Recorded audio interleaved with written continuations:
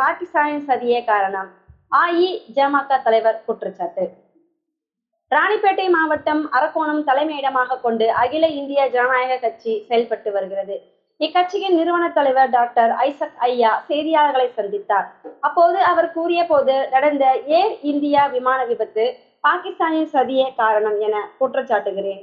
ஏனெனில் கடந்த வாரங்களில் பாகிஸ்தானின் அனைத்து விமான தளங்களை இந்தியா அழித்தது. இதனால் பழிவாங்கும் படலமாக இந்த விபத்து உருவாக்கப்பட்டு உள்ளது.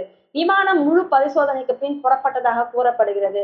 ஆனால் புறப்பட்ட சில மணித்துளி நேரத்தில் 2 இன்ஜின்களும் அடுத்தடுத்து பழுதாகி மருத்துவக் கல்லூரி விடுதி மீது விழுந்திருப்பது அதிர்ச்சி அளிக்கிறது. ஆகவே விமானம் பறப்பதற்கு முன் முழு ஆய்வு அறிக்கை தயார் செய்ய வேண்டாமா?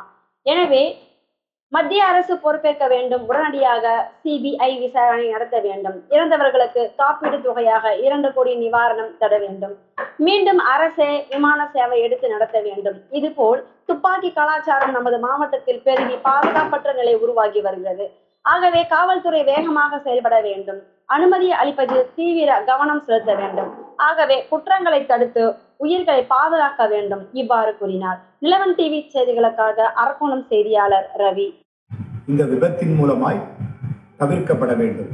அரசே மீண்டுமாக ஏர் இந்தியா விமானத்துறையை வாழ்வாதாரம் முற்றிலுமாய் பாதிக்கப்பட்டு போயிருக்கிறது. இவர்களுக்கு இன்னும் உயரிய தொகையை அரசும் கம்பெனியும் காப்பீட்டு கழகமும் அவர்களுக்கு 2 கோடி ரூபாய் ஒதுக்கி தர வேண்டும் என்று கேட்டுக்கொள்கிறேன். யாருக்கு துப்பாக்கிக்கு பாதுகாப்பு வேணும்? யார் அப்படிப்பட்டால்?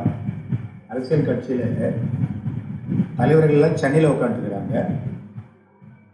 இல்லை, துப்பாக்கிகளுக்கு அனுமதி கொடுக்க வேண்டிய அவசியம் என்ன? தற்பாதுகாப்புக்காக துப்பாக்கி அனுமதி கொடுக்குறாங்க. தற்பாதுகாப்பு என்று சொன்னால் அரக்கோணத்தில் அல்லது சோளிங்கரில், வேலூர்லன்னா இவங்க எல்லாம் மாவட்ட செயலாளர் ஒருத்தருக்காரு. அமைச்சர்கள் அவங்க ஏற்கனவே பாதுகாப்பில் இருக்காங்க. இல்லை, மற்றவர்களுக்கு துப்பாக்கி அனுமதி ஏன் கொடுக்குறாங்க? எதுக்கு அனுமதி? துப்பாக்கி அனுமதி கொடுப்பதுனால்தான்